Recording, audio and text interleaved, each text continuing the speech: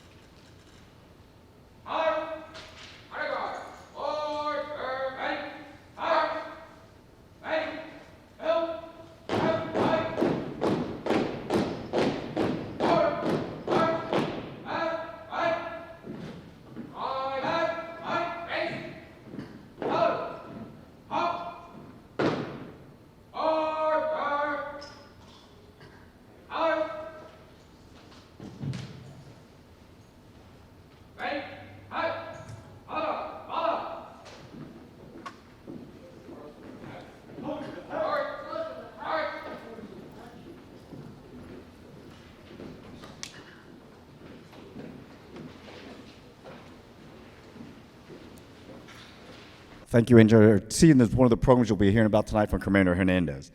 So once again, my name is Aaron Black, and we are here to talk to you about the programs that are available for your son or daughter to come to Seneca Valley on a part-time basis, and to talk to you about, first, a little bit of logistics, some frequently answered questions. If you decide to come, you'll be coordinating with myself and Mr. Yarmus. He is the resource counselor. We will take care of the logistics of registering, talking to your counselor, talking to your school, etc. So this is just a general our agenda today. We'll spend about an hour and 5 minutes going over this particular program, just the highlights, the experiences, and then we'll send you off to explore the building, visit the classroom spaces, meet the teachers individually, talk to them about any questions you may have specific about the programs. And then you don't have to stay the whole time till 8 o'clock. You're welcome to go visit the teacher, stay for 10 to 15 minutes, and then go ahead and go home if you like. This is our Google site. If you look on the sides and on the back, there's a piece of paper that has 3 barcodes. One has the agenda for today and the slides, and then one has this link to this Google site. It has a little bit more information about what we're going over tonight as well, the same stuff that we're covering, but also has other pictures or videos of students that we just don't have time here to show.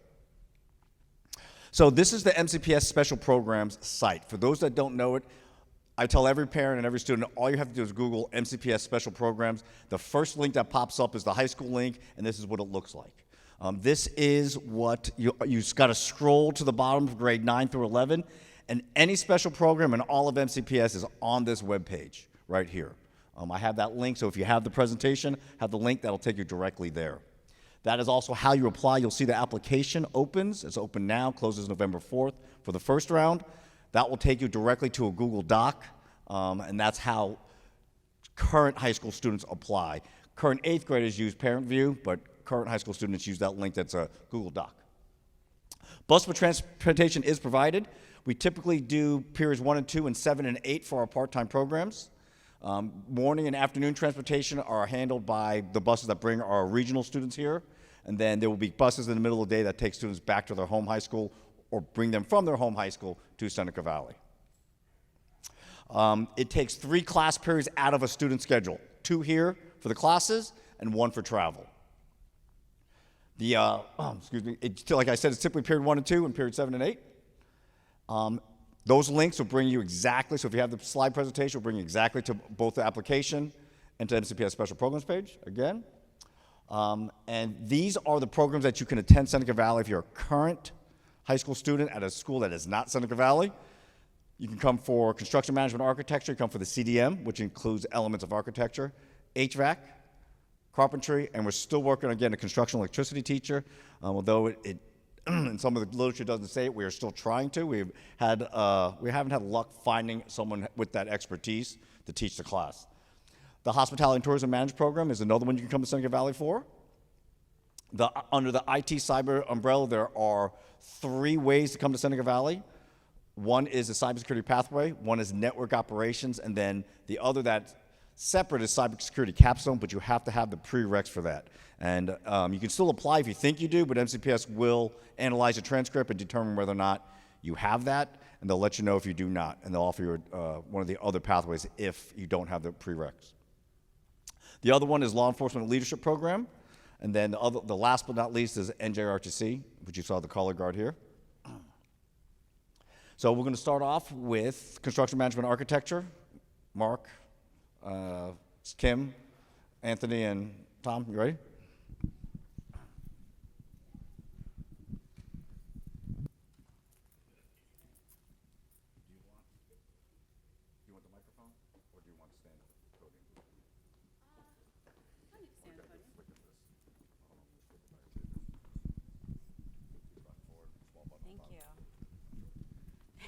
Good evening. Thank you for taking the time to come out. I'm going to explain a little bit about the overall program here. Under what we call construction design and management, we have 4 pathways. As Mr. Black mentioned, electrical is still being developed, or hopefully will be implemented soon. But we want to talk to you about the other 3 programs. The first one is construction management and architecture. And we get very frustrated that our program doesn't include the word architecture in it because it's a huge piece of what goes on in this program. So if you're a student who's thinking, I want to be an architect, a CAD technician, I want to work in construction management or project management, this is the pathway for you. So in this pathway, we go over the construction process. The intro class covers, as the name implies, a basic overview of the history of the program, key terms, and then the upper levels focus in on both residential and commercial design, the materials, methods, and techniques used for both of those. We look at architectural drafting, both by hand, and actually I'm going to skip ahead, and I'll go back. Sorry. I don't teach engineering because I don't know how to work these. I'm trying to go, nope, sorry. Okay, never mind, I'll just stay here, sorry. Excuse me, I apologize. So we do hand drafting in our early courses, and then our upper levels move into both AutoCAD and Revit, which are architecture softwares. So our students will have the opportunity to graduate with certifications in architectural software. It is a project-based instruction, so we give them criterion guidelines. For example, a ranch house that has to include the following criteria, meet code, and they get to do the designing. They learn how to use architecture tools like scales and templates. And then in the upper level classes, we move into commercial, and Revit is our upper level. We also, in our 4th course, are doing construction management. So we actually, Mr. Costello is our upper level teacher. He is a civil engineer. As Mr. Black mentioned, Most of the teachers in our program are actually second careers as teachers. So we have a civil engineer, a master carpenter, and an HVAC technician as our teachers. In this project management, they get certified in Procore, which is a professional construction management software. So we're working on really giving them a big picture of the whole process. It's very hands-on. If you stop by our classroom, we've got samples up of the AutoCAD software, student drawings, equipment that you'll get to use, blueprints you can take a look at. So we'd love to talk to you more about the construction management architecture pathway.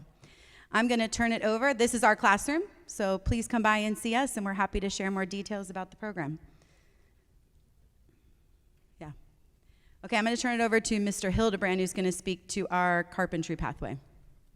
Great. Is there a flicker?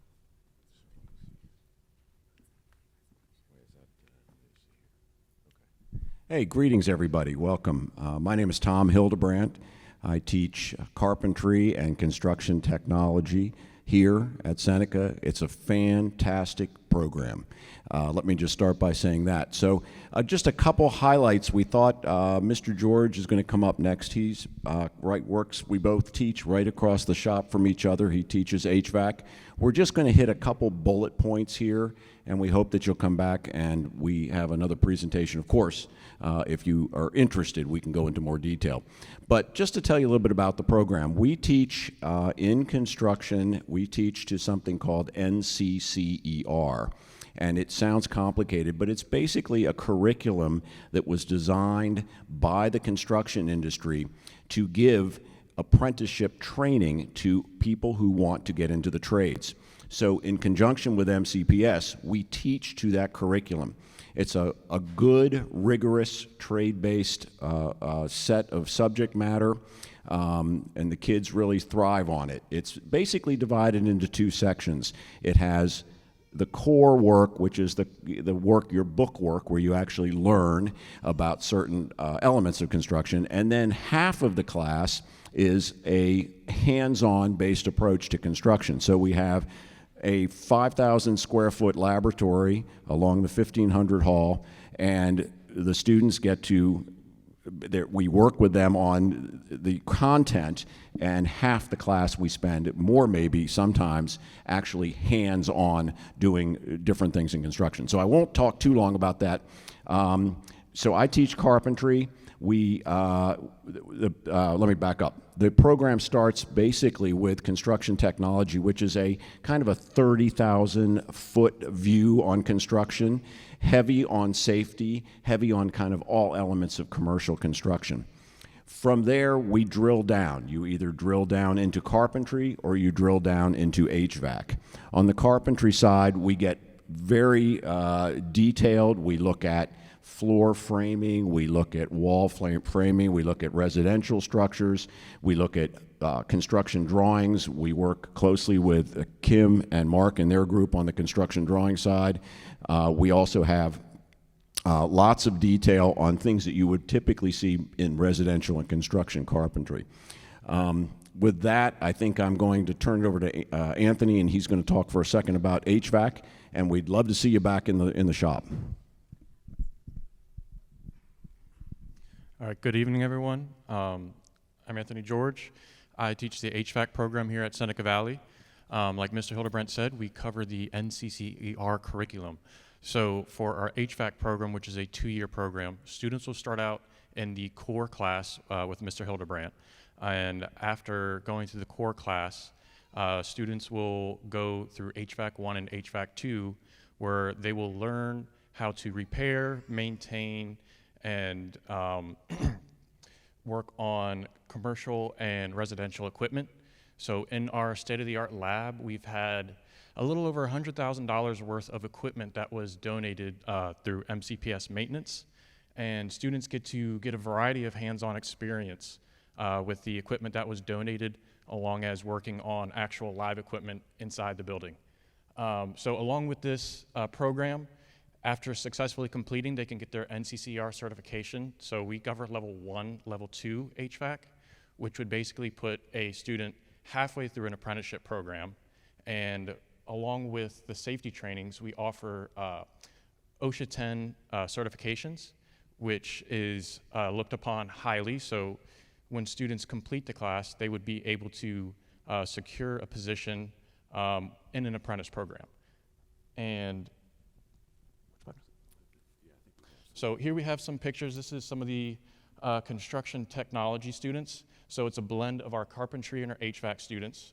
They actually put together all of these benches. Yeah, there was 12 benches that they put together that are now sitting in our courtyard.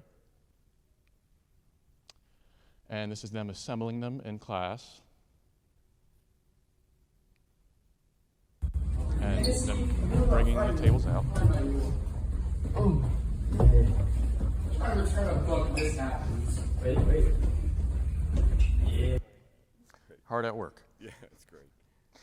And this is just some of the equipment we have in our HVAC and carpentry lab. So like Mr. Hildebrandt said, both of our classrooms are attached to the lab, and we share the lab together.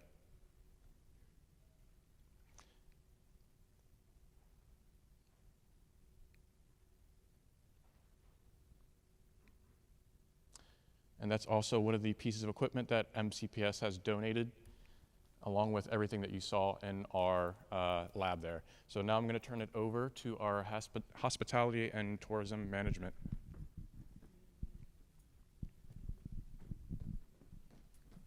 Thank you.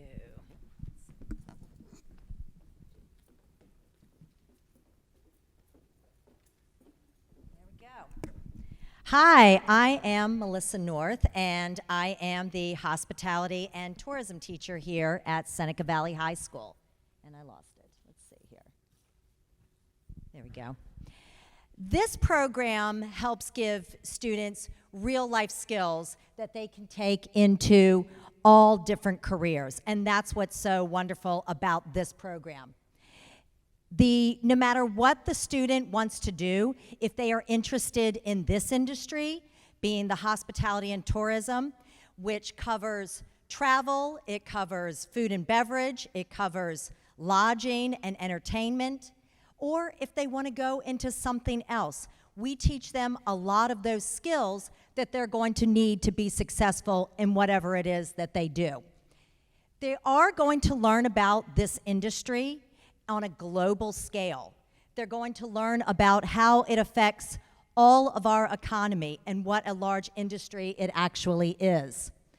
We do focus more on the managerial and the leadership side of the industry, and also teaching those skills to the students that they can take whether they decide they're going to college or whether they decide they're going right into a career path. We're helping them develop customer service skills. We're teaching them how to talk to people.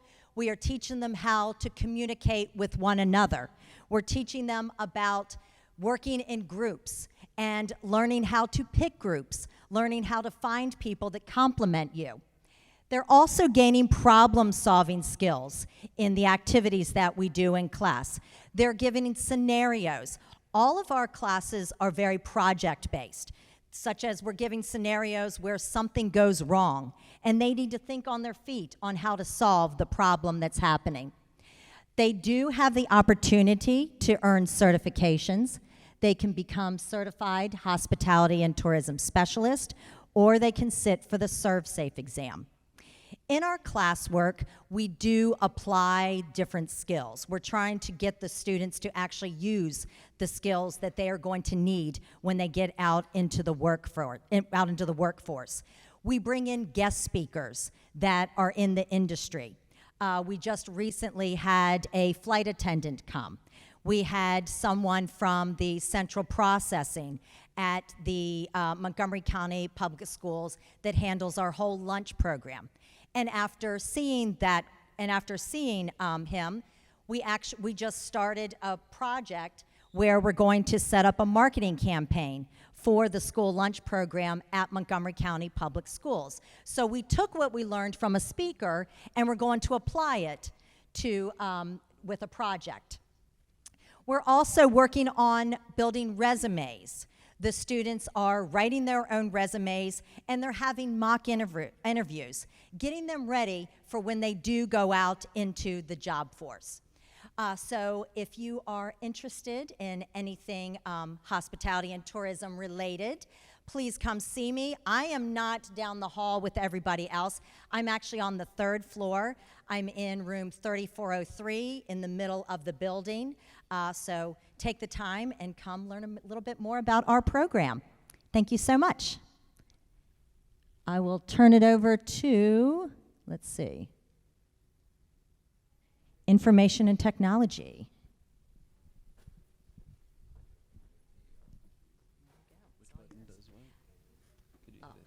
Go up, and that should make it go to the next one. Hey, welcome. Thank you so much for coming this evening. I know it's hard after a busy day to be here, but my name is Andrew Wilson. I teach the Linux Essentials course, which gives students introduction to the Linux operating system and kind of builds a foundation for them to prepare for the Linux Essential exam, which is industry recognized certification. The overview here, Ms. Daniels and Mr. Varga are going to talk more about specifics over the 2 pathways, but from the student perspective, what I love about our program is we give kids who are into IT, always been into technology, the opportunity to spend half their day doing what they really love, exploring the industry and really deciding what they want to do. I have 2 MCPS teenagers at home, and so when I look at this as a parent, what I see are those industry certifications, which means we prepare students to move into the workforce and give them the credentials so they're not starting at the bottom but can actually launch them into a career in IT. With that being said, I'm going to turn it over to Ms. Daniels to talk about information technology. Thank you. I hope I can handle this. Which one is it? It's the up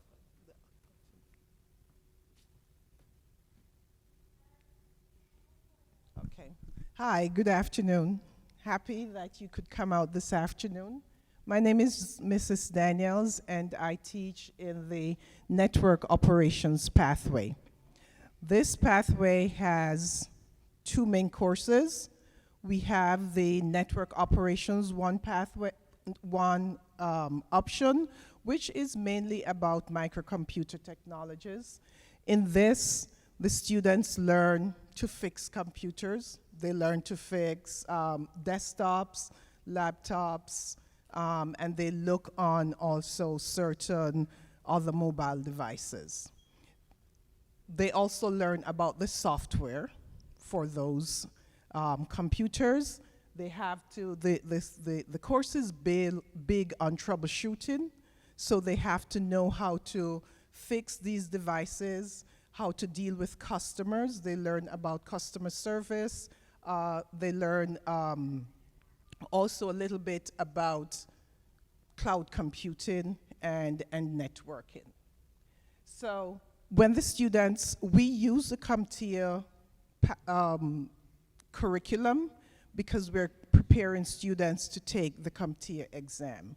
For NetOps 1, students actually are preparing for the A+ certification, and they do a lot of hands-on and also other real practice exams to make sure that they're prepared for the exams.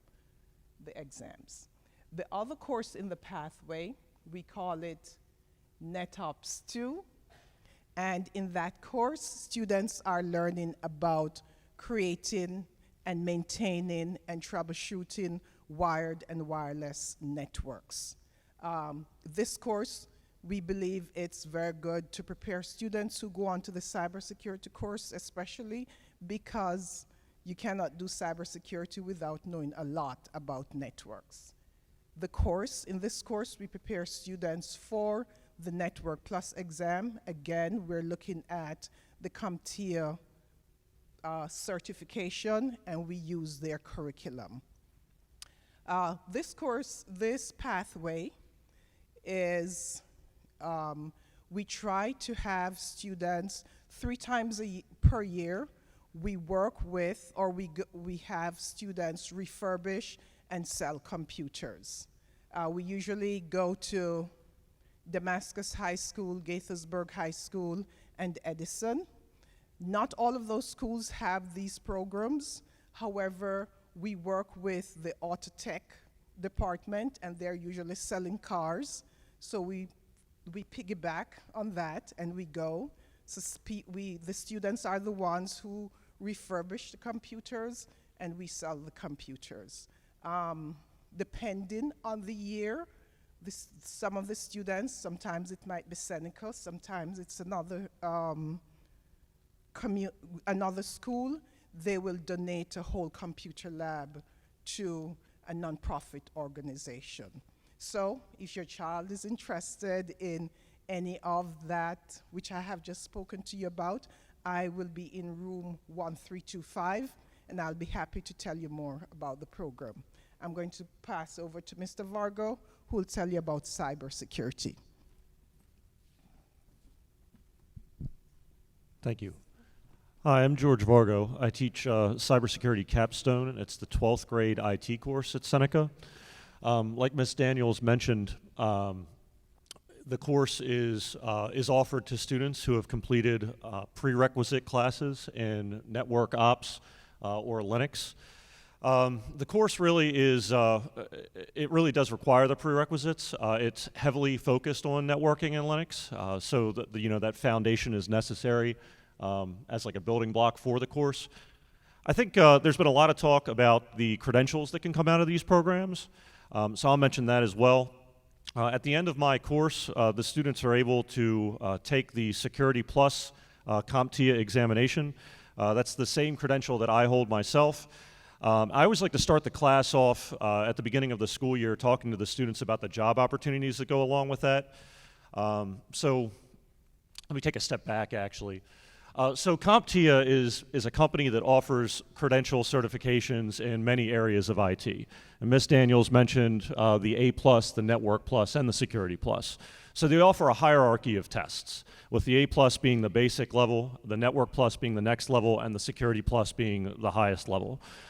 With the Security Plus examination, when a student passes that, it indicates that they have a very high level of knowledge when it comes to cybersecurity, networking, and Linux, because all of those things are all wrapped into the Security Plus examination. And like I said, I like to start the school year off talking to the students about the job opportunities that come with that. Cybersecurity is a huge area of need in the United States and worldwide right now. We look at some data when we start the class off. And I like to show the students the amount of jobs that are out there and the percentage of those jobs that are available even without any college education. Right now, people that are in entry-level cybersecurity professions in the United States are making an average of about $100,000 a year just at the entry level, and 20% of those people at the entry level don't have any college degree. They only have this Security Plus certification. Now that's only 20% of the people in the field, but that's still a pretty large number when you look at the total amount of people in cybersecurity in the United States. So theoretically, upon graduating high school, passing the Security Plus examination, and getting that same credential that I hold and that people who are masters in the industry hold, theoretically, students could go right into the workforce making a pretty significant amount of money. Now obviously, it increases their chances of getting a higher paying job in the workforce if they do go to college and earn that bachelor's degree. But still, 20% of the people in the workforce in cybersecurity today at the entry level only have that Security Plus certification. So we really are offering, at the conclusion of the program, an industry standard certification that will actually help people get into the workforce. When it comes to the content itself, so here's the topics that we focus on in cybersecurity. Now there's two different levels of cybersecurity at Seneca. I teach the capstone course, which is the 12th grade class. Mr. Mutiga, who was not able to attend tonight, teaches the 11th grade class, which we call it's the prerequisite, we call it the fundamental course. So that's a pathway you can take, the fundamental cybersecurity in 11th and then my course in 12th grade, or you can go the networking route and take some of Ms. Daniels' classes to get to the 12th grade cybersecurity. But at any level of the cybersecurity class, the 11th or 12th grade, this is what we focus on. Threats, attacks, and vulnerabilities, architecture and design of networks, cryptography and public key infrastructure, networking security, and that's mainly it. Students always come to me and they ask, when are we going to start hacking? When are we going to start coding, right? And so I think actually a lot of students are turned off from cybersecurity by the prospect of hacking and coding. I think people look at this course and they say, oh my gosh, I can't handle that. The hacking and the coding, it's going to be too much. While hacking and coding are branches of cybersecurity that you can take, the Security Plus examination that we offer, the industry standard certification that we offer, is not focused on hacking or coding at all. So if that's something that intimidates you, don't worry about that. The certification that we're focused on and the course that we teach is all networking based and security settings configuration in Windows and Linux. So it's not hacking and it's not coding. So it's more accessible, I think, to a lot of students than they realize. Another nice thing about the program is that we do a lot of hands-on work. The county has allocated a lot of resources to acquiring some very well-developed virtual labs for the cybersecurity program. So the vast majority of what we're doing in class is conducted in virtual lab environments for Windows and Linux, where the students are actually working on a Windows or a Linux operating system, doing the sort of configurations that are necessary that they need to learn for the certification exam. And like I said, we have an enormous amount of these labs that provide students with that hands-on experience. So it's not just lecture-based or anything like that. It's a lot of actual hands-on application working with these virtual labs. So I guess that's about it. I'm going to be in room 1508, right around the corner and down the hall here. If you have any more questions about the cybersecurity pathway or the certification exam, please stop by and see me. So I'll turn it over to our law enforcement and criminal justice teacher.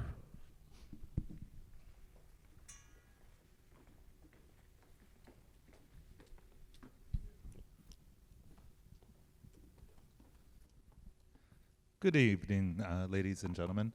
My name is Matthew Weisberg. I'm an attorney and now a teacher and educator in the field of criminal justice. And let's see, is this going to work? Yes, it does. So the criminal justice, I use the phrase, by the way, MCPS is the formal title of this program is, in fact, law enforcement and leadership. However, that name, much like you heard from our construction design and management, the word architecture isn't there, but that's embedded in what they are doing. Similarly, law enforcement and leadership, while it conveys a sense, a taste of all of the course content and experiential learning we do, it's much broader than that.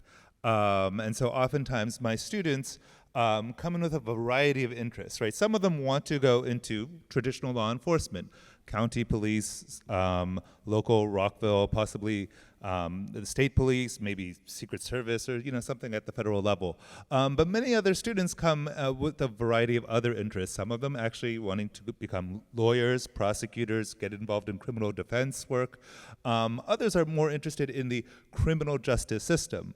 I don't need to go too far in detail, but we all know of the experiences in our country in the last 5, 10, 15 years in terms of the challenges of the criminal justice system, the reforms that have been proposed, and changes going around across our country, and in fact in our state of Maryland and locally in Montgomery County. So students come with a variety of different perspectives, identities when it comes to the topic of criminal justice, and we really, within this criminal justice pathway, give an expression for students to kind of follow their own vision. So what I tell students is that if they're interested in careers in criminal justice, law enforcement, law, legal field, or emergency management, right, that part of the government that responds not only to crime and safety issues, but more broadly to the emergencies that we live through, both possibly natural related, technological, but also, as many of us are no doubt aware, biological, right, the COVID emergency and pandemic that we've been living through these past few years. So for regional part-time students, you'd be coming here as rising juniors, right? So there's a series, actually, let me just click on this site. Oh yeah, here we go. So first year you would take 2 courses, back-to-back, first and second period. The first is called Foundations. It is the foundation, right? Followed up with a second course of Law Enforcement and Emergency Preparedness. And that Foundations course, much like its title, focuses on a broad overview of the criminal justice system, right? So we introduce legal concepts. Many of the students, obviously, in 9th, 10th grade have taken NSL or maybe possibly AP Government. But that's much more a look at, the Constitution and different branches and things of that nature. But this focus is really on the law itself, right? The criminal codes, the laws that are used when it comes to arrests and prosecution, right? So it's a different concept and a way of analyzing and looking at law and government. So we go through the stages of the criminal justice process. As I like to say to parents, Law and Order, not the new ones, not SVU or anything like that, but the old school original one with Jerry Orbach and whatnot, where the first half an hour was the cops and the second half an hour were the prosecutors, right? And that's kind of the arc of the program that we do in terms of focusing on the law enforcement work, the police work, the investigation in the beginning, and later in upper level courses transitioning towards the investigation being handed over to the prosecutor's office, the trial courts, and eventually sentencing and corrections. But in the first course, Foundations, we do an overview talking about definitions of crime, types of crimes, trends, criminal defenses, right, including but not only self-defense and other things that come up on a regular basis in terms of cases at criminal trial courts. The second semester in Foundations is really focused on law enforcement. So, policing as a field, its history, the roles, the diversity within it, right? Both at Seneca Valley, we have a very diverse student body, as well as the up-county and Montgomery County. And so these issues and challenges in current and our future in terms of how does law enforcement relate and interact with communities of color, with communities of great language diversity, ethnic and racial diversity, as well as the question of how within the realm of law enforcement does a diverse workforce come together and support and rise to leadership. We also begin the investigation in that first course in talking about patrol investigations and, like I said before, community relations. So in terms of the experiential learning, I'm not going to show you amazing videos or photos as some of the other programs have of like, wow, what a great facility, because in some sense, the experiential learning is out there. So we bring in police officers from local police departments, from the state, to talk with the students, do role-playing simulations, but then we also take field trips out into the field. So for our first class, they're going to be going to the Public Safety Training Academy to do reenact skills assessments. Also bringing those local police officers, like I said, into the building, as well as giving them a taste initially of the criminal law and trial issues, but that comes with the later classes. The second course is called Law Enforcement Emergency Preparedness. I did mention some students are very interested in emergency response, emergency management, right? So this class also includes topics as how to respond, how to prepare and respond and recover from emergencies, both at the local neighborhood level, but larger at the city, county, or state levels. We provide a first aid, AED, CPR certification as part of the course, as well as focusing on some specialized topics within the realm of policing, forensics, for example, and specific topics of interest to our students, right? Juvenile justice. It's an entirely separate branch, in essence, of the criminal justice system with many special rules and programs and policies just for those individual offenders who are minors. Finally, we transition, again, if you think of the arc of criminal justice and Law and Order as the TV show, right, to going into the searches and the seizures and the interrogations and things of that matter, that comes into the second part of this course. Other things, so other kinds of guest speakers we have coming in, National Guard, we had come visit the classroom. We also do legal simulations of searches and seizures and how those issues of evidence come up in a courtroom in terms of what's admissible or inadmissible based on the circumstances and probable cause, to throw out a legal terminology right there, right, of the search itself.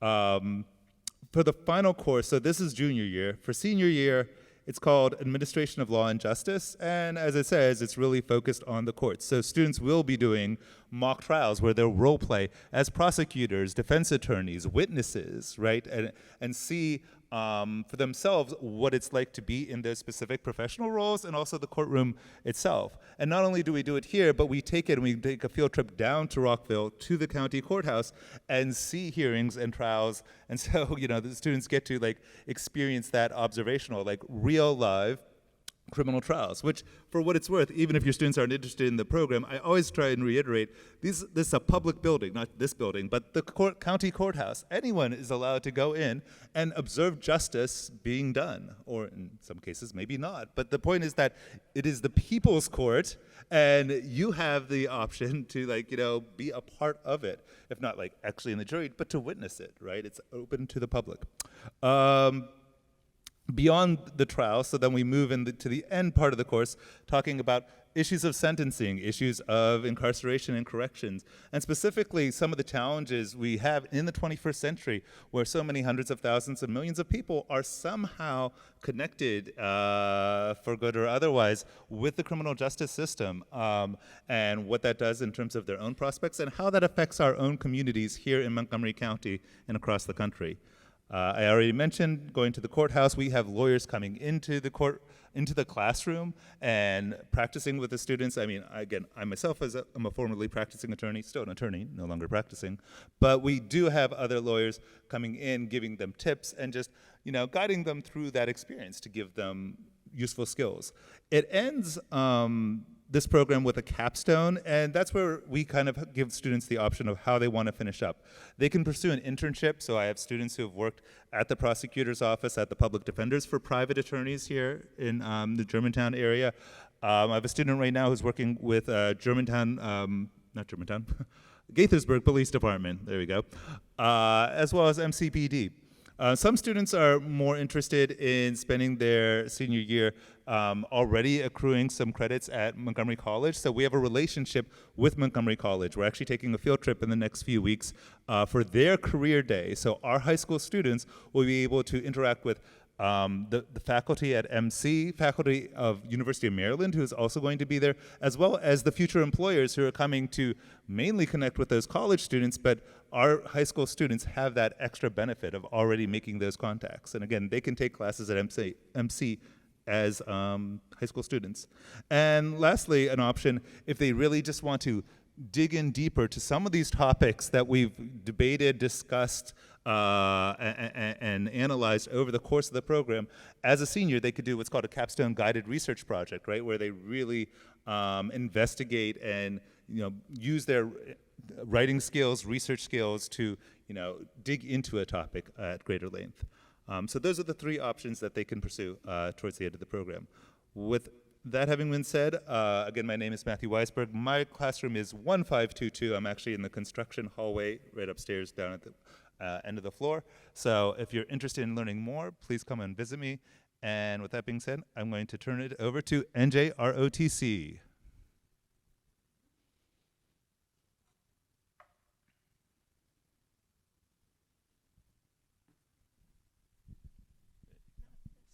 I'll just set this down, okay.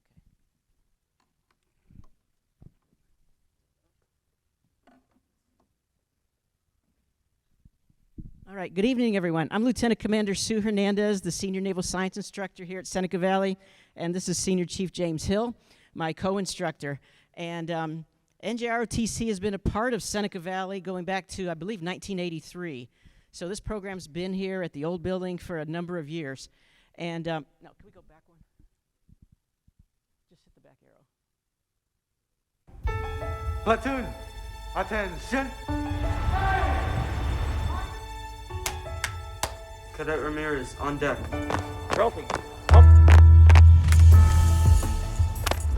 Are you ready to get a head start on your future? The JROTC program might be just for you. This program is designed to build leadership, discipline, and character traits that will prepare you for life after high school. I joined JROTC because I saw the way that there was drill teams, color guard teams, there's all these different teams in our OTC. I just really wanted to be a part of that and to make a difference not only in my life, but in other cadets' lives as well. We help out with the community.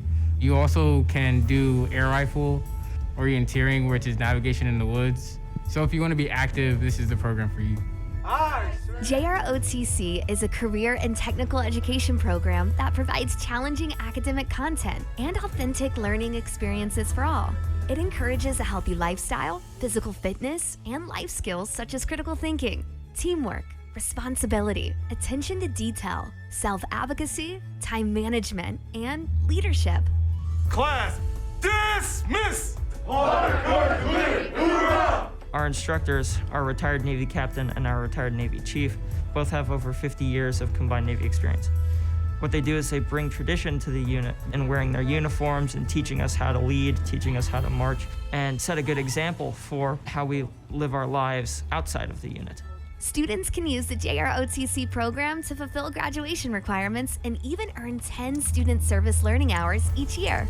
After graduation, JROTC students apply the skills they've learned in college, workforce, or even the military. Now that I'm in college in ROTC, I use a lot of what I learned in the program in order to actually lead others. I was given a lot of opportunities to lead others in JROTC, and for any of you students who are unsure or are looking into joining the program, I'd highly recommend it. It was definitely a lot of fun and I enjoyed it. For more information or to apply for the JROTC program, visit the MCPS website or talk with your school counselor today.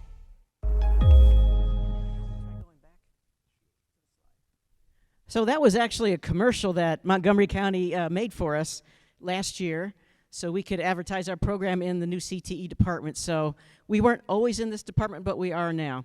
So you got to see cadets from Seneca Valley, Gaithersburg, and Gaithersburg and Kennedy High School in that commercial. So again, this program is about teaching leadership, self-discipline, self-confidence in kind of a Navy curriculum setup. And some of the benefits, the students earn 10 student service learning hours a year just by being in the program, and they can earn more by doing other projects that they do in the program. And the program is jointly sponsored by both the United States Navy, by federal law, and Montgomery County Public Schools. One of the bullets that's real important is students are not obligated to join the military, by no means. Our objective is not to get your sons and daughters to join the military, it's to learn leadership. But if students are interested in learning more about the military, this is a really good program for them to be in because we are not acting as recruiters for the United States Navy. If nothing else, we try and convince them, maybe go to college or, think about the service, but they can at least learn the experience of an officer and enlisted who spent at least 20 years of active duty service and such. So they do learn a lot, and from our honest experiences and such. Okay, I lost that. No, Platoon. No, not again. Okay. So it's a great program. Our cadets have done a really super job this year of getting more students to enroll. A year ago, our enrollment was about at 77, and now we're at 106. And that's due primarily to those cadets that you saw on stage who, many of them, this is their very first year and their first time doing a ceremony like you just saw. So they do learn a lot, and they really enjoy getting to present themselves in front of you all. So I hope you'll come by and take a look at our classroom. We're in room 1701, just right up the hall, up one flight of stairs. So thank you very much, everybody. All right, thank you so much. If you've missed any of this, or you want to review some of the information, we are taping this presentation tonight, and I will put it on MCPS's, or not MCPS, on Seneca Valley's website, as well as on that Google site. It'll be there also. So if you missed any of the information, you wanted to review it again, the slides will be there as well as this presentation. For the rest of the evening, or for as long as you'd like to stay at Seneca Valley in a nice, beautiful building, I'm going to send you off on your way to go visit the teachers in the classroom spaces.